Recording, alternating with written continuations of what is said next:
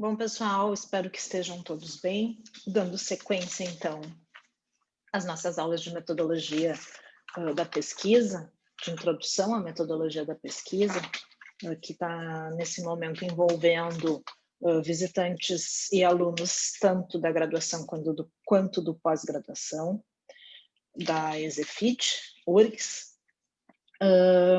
Hoje nós vamos tratar, numa aula bem mais técnica, sobre os métodos e as técnicas de pesquisas quantitativas, certo? E unicamente aquelas que não são experimentais. Isso é, iremos tratar aqui hoje de estudos descritivos e correlacionais, ok? Vamos em frente, então. Então, como a gente já havia conversado em outras aulas, quando se trata de método de pesquisa, segundo Gaia, as pesquisas se dividem em pesquisas descritivas, que descrevem, pesquisas correlacionais, que são pesquisas que trabalham com associações ou comparações, e estudos causais, que são estudos de causa e efeito, principalmente o grupo de estudos experimentais. Então, nessa aula, nós trataremos especificamente de pesquisas com abordagem quantitativa, com método descritivo e correlacional. Então, nós trataremos de algumas pesquisas de prevalência, algumas pesquisas de incidência, e trabalharemos aqui com algumas pesquisas de correlação, certo? De associação. Preditivas também, mas eu vou focar mais num modelo mais simples de pesquisa por enquanto, certo? Então, quantitativo, método descritivo e correlacional e algumas técnicas descritivas e correlacionais de pesquisa. Eu trouxe esse outro desenho para vocês para mostrar que essa aqui é uma outra forma de se classificar as pesquisas. Então, quando eu falo em abordagem quantitativa, segundo esse autor, eu tenho duas divisões.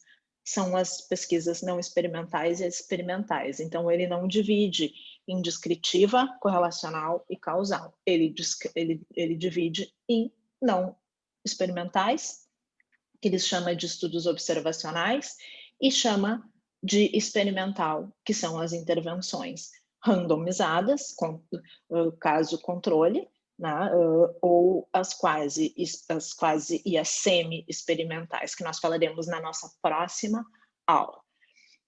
E ainda tem mais uma outra forma que nós poderíamos considerar, que são o grupo de autores que excluem os estudos exploratórios, que nós vamos falar à frente, dos estudos conclusivos.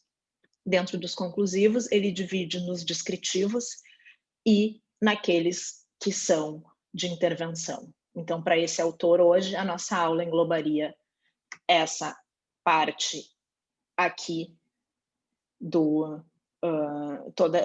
todos esses estudos descritivos, e ficariam de fora os estudos causais. Se nós fôssemos pensar nesse autor aqui, hoje a gente trabalharia com os não experimentais, certo? Segundo Gaia, hoje nós trabalharemos com os quantitativos, descritivos e correlacional, que são realmente os não experimentais.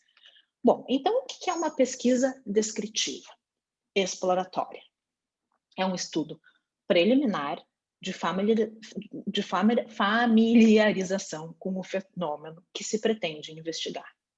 Geralmente, a coleta de dados de um grupo pequeno de sujeitos, o que permite ao pesquisador identificar o seu objeto de estudo com mais precisão. Já a pesquisa, tem um exemplo muito legal da pesquisa exploratória, que é mais ou menos como se tu estivesse entrando num quarto escuro e tateando aquele quarto, porque realmente tu não imagina o que te espera, né? Normalmente tu formula hipóteses, questões de pesquisa através da pesquisa exploratória. A pesquisa descritiva propriamente dita, a gente pode de cara usar como exemplo as pesquisas das eleições. Quantos sujeitos votariam no candidato 1? Quantos no 2? É uma pesquisa de frequência, é uma pesquisa, por exemplo, de ocorrência, e pode também ser uma pesquisa de característica. Em média, a idade média dos alunos de pós-graduação é de 35. Em média, nós temos alunos cursando 8 disciplinas por semestre. Então, são estudos de ocorrência, estudos de frequência e estudos de caracterização de uma amostra, de uma população ou até de um local. Então, ela é a descrição objetiva e mais ou menos precisa de determinados fenômenos numa determinada doença, em relação a uma determinada doença, determinado fenômeno, considerando, portanto, a região, a idade. Então, eu posso fazer um estudo para descrever qual é a maior ocorrência de estatutos de nível socioeconômico numa turma, ou em Porto Alegre, qual é a ocorrência de diabetes tipo 2 em Porto Alegre, em idosos, qual é a ocorrência de obesos nos alunos de educação física da EZFID. E normalmente ela utiliza questionários, entrevistas, observações, quando se fala em quali, em pesquisa qualitativa, né? Muito se usa entrevistas e observações, e testes para descrever seu objeto de análise. Por exemplo, qual é o valor médio da pressão arterial dos estudantes da turma de pesquisa? O que eu teria que fazer? Aferir toda os valores de pressão arterial de vocês e realizar depois a média, né? Então, eu teria uma caracterização da pressão arterial da turma de pesquisa. É uma pesquisa descritiva. Professora, acho que as pesquisas descritivas, elas não são muito importantes. Claro que são, né? As pesquisas descritivas, se nós formos pensar hoje no coronavírus, nós todos os dias lidamos com dados, né, de média móvel, com a ocorrência de mortes diária no país, nos estados, no mundo. São pesquisas descritivas. Quando a gente fala numa perspectiva epidemiológica, normalmente, quando se inicia uma grande pesquisa populacional, se inicia por quê? Porque através de uma pesquisa descritiva, nós observamos a ocorrência de alguma doença ou de algum fenômeno, depois a gente recorre a uma pesquisa analítica correlacional para saber quais são os fatores possíveis causadores, né? Os determinantes e os preditores dessa doença, e depois a gente recorre então a uma intervenção, já sabendo a ocorrência da doença, os fatores associados, que são aqueles que nós iremos intervir para tratar ou prevenir essa doença. Então, a pesquisa descritiva, sim, é um tipo de pesquisa muito importante quando se fala em produção de conhecimento, certo? Normalmente, na pesquisa descritiva, o pesquisador procura perceber com necessário cuidado a frequência com que ocorre ou a prevalência de determinado fenômeno num determinado contexto, ou descrever ou caracterizar, ou, por exemplo, a cidade de Porto Alegre tem, em média, 25 praças por região, alguma coisa nesse sentido, poderia ser um exemplo também, certo?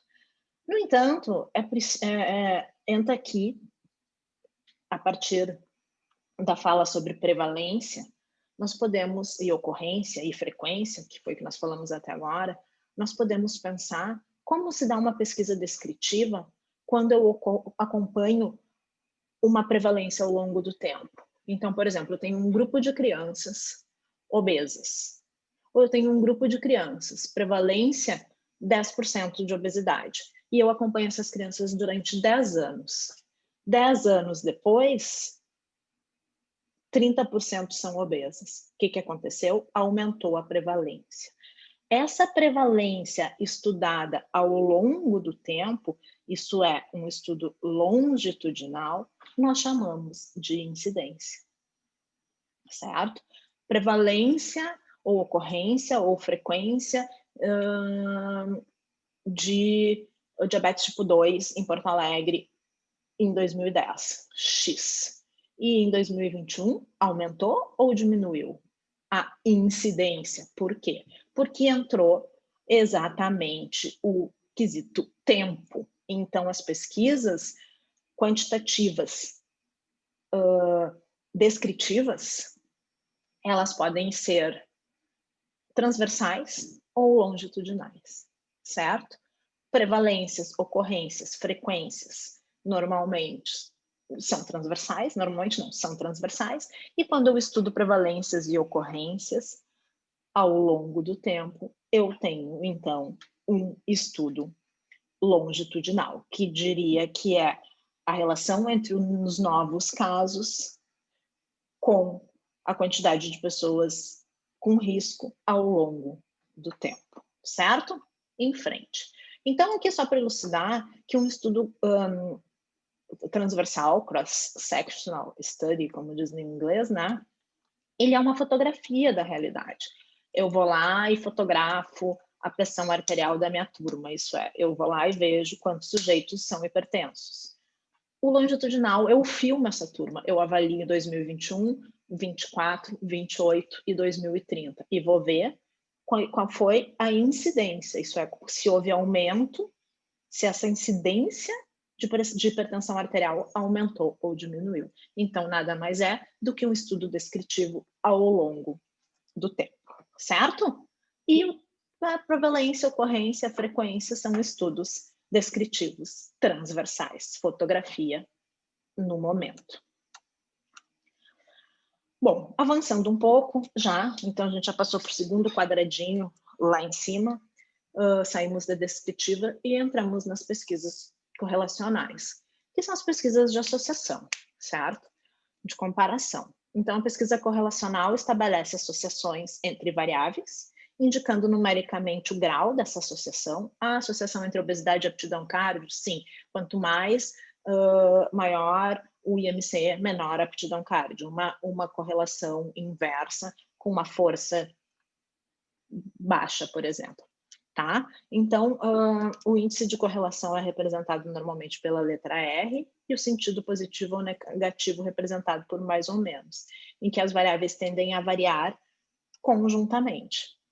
Então, por exemplo, aqui a gente tem um diagrama entre capacidade de concentração no eixo vertical e arremessos convertidos no eixo horizontal. E o que a gente verifica aqui? Que quanto maior os arremessos convertidos, maior a capacidade de concentração. Há uma correlação, não é? E, a princípio, como os pontos estão todos muito próximos de uma reta imaginária, a princípio essa correlação é uma correlação forte. Não há muita dispersão de resultados, de casos, né? Normalmente, todo mundo que acertou mais também é aquele que tem maior capacidade de concentração. Aqui a gente já observa uma dispersão um pouquinho maior e uma correlação, a princípio, inversa, onde quanto, vamos lá, mais arremessos convertidos, menor a capacidade de concentração. Então, o cara que tem maior capacidade de concentração foi aquele que converteu menos. E provavelmente aqui nós também temos um pouco mais de dispersão, então talvez uma correlação um pouco mais fraca. As pesquisas comparativas também estão no grupo das correlacionais, são pesquisas transversais, tá? São pesquisas ex post facto, e são similares aos delineamentos experimentais, que a gente falará na próxima aula. No entanto, não há manipulação da variável dependente, isso é, nós não estamos falando de intervenção, nós estamos falando unicamente de comparar homens e mulheres diabéticos, ou quem faz e quem não faz exercício. Então, o grupo já tem um grupo que faz e um grupo que não faz. Eu vou lá e fotografo o grupo que não faz e o grupo que faz e comparo. Aqui na turma, eu divido quem faz exercício regularmente, quem não faz e comparo a qualidade de vida. Divido em quem dorme bem e quem não dorme e comparo a composição corporal. Então, é uma fotografia. Também é um estudo transversal, tá? No entanto, as variáveis não são manipuladas pelo pesquisador, elas já estão presentes, preexistem na configuração do desenho metodológico, certo? Então, um exemplo é a prática sistemática de musculação se ela tem efeito sobre a perda de densidade mineral óssea em mulheres pós-menopausa. Significa o quê? Que eu vou pegar quem faz e quem não faz e vou comparar os valores médios de massa óssea, de densidade óssea dessas mulheres, certo? Então, ao optar pelo delineamento observacional, ou ex post facto, ou não experimental, eu poderia recorrer a um grupo de mulheres pós-menopausa que praticam musculação regularmente, há mais de 5 anos em academias de Porto Alegre, e por densitometria óssea medir e comparar os resultados com um grupo similar de mulheres pós-menopausa que não praticam exercício. Então, é um estudo de comparação. Provavelmente o objetivo desse estudo seria comparar os níveis de perda de densidade mineral óssea entre mulheres pós-menopausa que realizam ou não treino de força regularmente, certo? Bom, e os estudos de revisão? Os estudos de revisão são estudos descritivos, certo? E ainda há bastante discussão em relação a isso, mas a princípio nós poderíamos caracterizar as revisões sistemáticas e as narrativas em pesquisas predominantemente qualitativas, certo? Eu trouxe isso para chamar bastante atenção, e a revisão de meta-análise, porque trabalha com análise dos dados, nós dependemos da análise dos dados para negar ou não a hipótese do estudo, ela é considerada um desenho de estudo de abordagem quantitativa descritiva. E o estudo de caso, que ele tem há muito preconceito, né, sobre o estudo de caso, mas é um estudo muito interessante, muito utilizado na medicina, né, muito utilizado para estudar algumas características diferenciadas em indivíduos, em grupos, em pessoas, em instituições, em empresas. E, então, ele permite um amplo detalhamento e conhecimento sobre um caso, e pode ser uma pesquisa quantitativa ou qualitativa ou mista, certo? Muito relevante na área clínica. Bom, e aí então a gente fecha o grupo de estudos correlacionais, tá? E aí eu pergunto para vocês, e quando a gente pensa numa pesquisa correlacional em relação ao tempo? Quando é uma pesquisa correlacional que engloba um período de tempo? Eu observo uma associação agora e acompanho essa associação e vou verificar essa associação 10 anos depois ou 10 anos antes. Então, também, nos estudos correlacionais de comparação e de associação, existe a possibilidade de serem transversais, como nós falamos agora, e também os longitudinais. Os estudos longitudinais, eles normalmente acompanham um grupo de sujeito doente e não doente até um determinado momento, sob uma determinada intervenção. Então, por exemplo, um grupo de sujeitos, eu vou falar do estudo clássico da corte, do estudo de corte clássico, que é fumantes e não fumantes. Quais, ao longo do tempo, desenvolverão mais câncer de pulmão, né? Ou então, eu pego um grupo de pessoas com câncer de pulmão e sem câncer de pulmão, e vou buscar os dados que foram avaliados antes, de forma retrospectiva, para tentar entender quais são, o que tem de diferente ao longo do tempo entre esses dois grupos, que pode ser a possível explicação para que tenham desenvolvido o câncer de pulmão.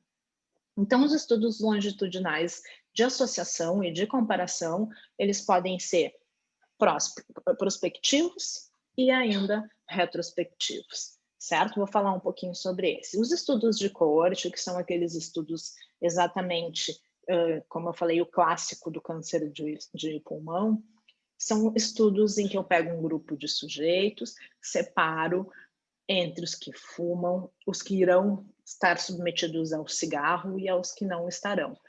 Acompanho os que estarão submetidos e vejo qual a ocorrência de desenvolver câncer aqui em relação aqui e de câncer aqui em relação aqui. E aí eu vou ter um valor que se chama risco relativo, que provavelmente vai me dizer o risco relativo das pessoas, é uma associação ao longo do tempo, desenvolverem câncer de pulmão é X vezes maior no grupo que fumou em relação ao que não fumou, certo? Então, os indivíduos selecionados são seguidos durante um determinado período de tempo para determinar qual a frequência de ocorrência de doença nos dois grupos. A frequência de ocorrência de doença, ou óbito, é comparada nos dois grupos utilizando o risco relativo, certo? Então, tem o efeito do tempo. As inferências nos estudos de coorte são de causa para o efeito. Então, eu tenho a causa e vejo o efeito. Tá? Então, ele é, na verdade, a coorte é um estudo longitudinal clássico de causa e efeito prospectivo, certo? E normalmente trabalha-se com o risco relativo ou com taxas de incidência. No entanto, como mostra aqui o nosso retângulo, nós temos também estudos retrospectivos, que normalmente no retrospectivo a gente tem o efeito e vai buscar a causa. Tá? É um estudo muito utilizado em doenças raras. Uma doença, por exemplo, que surgiu recentemente. Não tem como eu ficar acompanhando as pessoas para tentar entender a causa, então eu posso fazer um estudo retrospectivo para tentar entender o que essas pessoas têm em comum em relação a um outro grupo que não tem a doença, para tentar identificar alguns fatores que sejam a causa do desenvolvimento dessa doença, tá? Então, olha lá, eu tenho caso, eu tenho controle. Quais são as diferenças na razão entre os casos e os controles, certo? Essa diferença é um provável indicador de risco para o desenvolvimento da doença. Então, são estudos observacionais, por vezes classificados como analíticos ou retrospectivos. Mais classificações, tá? São selecionados indivíduos com uma determinada doença que designamos por casos e indivíduos sem essa doença que denominamos por controle.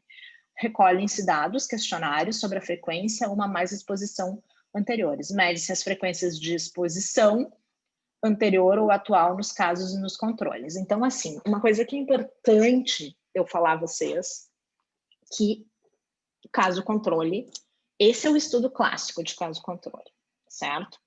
Mas existem alguns autores e alguns pesquisadores que, se nós retirarmos, vamos pensar assim, ó, só aqui, na bolinha da exposição, não exposição, exposição, não exposição, desculpa, aqui, exposição, não exposição, exposição, não exposição.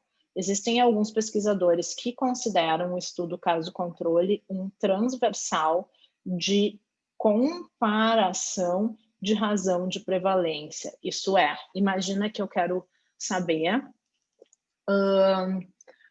quem tem mais, que é quando a gente usa odds ratio de forma errada na estatística, que é a razão de prevalência. Eu quero saber qual é o grupo que tem mais obesidade. Então, eu pego são os indivíduos que fazem exercício ou não fazem. Então, eu pego os grupos, no grupo que faz exercício, eu vejo quantos são obesos, quantos não são, e nos que não fazem, quantos são e quantos não são. E faço uma razão de prevalência. E aí vai me dizer, o grupo que faz exercício tem 6 vezes menos obesos. Então, é como se eu considerasse só a parte final, tá? É um estudo transversal, ele não é longitudinal e é chamado de caso-controle. Mas é importante que vocês saibam que estudo de caso-controle clássico, ele é longitudinal, de associação ou de comparação, e é retrospectivo, certo? Em frente. Então, nos estudos de caso controle, normalmente a gente utiliza o odds ratio, a razão de chance, que é uma análise de associação longitudinal, que considera o tempo, certo? Então, voltando aqui a essa figura, a gente pode pensar que nós falamos dos estudos não experimentais. Nessa figura, eles estão divididos em populacionais e individuais. Nós falamos dos descritivos e falamos de associação, certo? E aí tem os estudos de prevalência, que são os transversais, tem o caso controle, que são aqueles que eu tenho a doença e vou buscar a causa, e tem aqueles que eu tenho a causa, que eu tenho os grupos sem a doença e exponho a um fenômeno, exponho a uma intervenção para saber se irão ou não desenvolver a doença. E aqui vocês podem ver que o analítico, que são os estudos de associação, o caso controle está dentro do analítico, exatamente porque eu disse a vocês que tem muita gente que chama estudo caso controle um estudo de comparação transversal, quando na verdade ele é um follow-up retrospectivo, tá? Mas tudo bem, né? Pode ser considerado, né, quando a gente faz uma regressão e compara a frequência de obesos nos aptos e não aptos, do frequência de obesos em quem é diabético e não é. Mas para mim nada mais é do que um estudo comparativo, não é um caso controle. O caso controle eu tenho o caso e vou tentar entender a causa, certo? E a coorte eu tenho sujeitos e eu vou buscar ao longo do tempo a doença, né, a ocorrência da doença, certo? Acho que era isso, devem ter ficado muitas dúvidas, eu fico à disposição e nós nos vemos então na próxima aula sobre estudos de abordagem quantitativa e experimentais. Obrigada e tchau para todos.